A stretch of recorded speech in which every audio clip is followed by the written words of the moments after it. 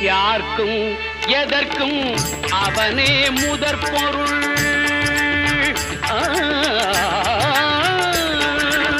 யார்க்கும் எதற்கும் அவனே முதற் பொருள். அன்பெனும் பிடியுள் அகப்படும் கருப்பொருள். அன்பெனும் பிடியுள் அகப்படும் கருப்பொருள்.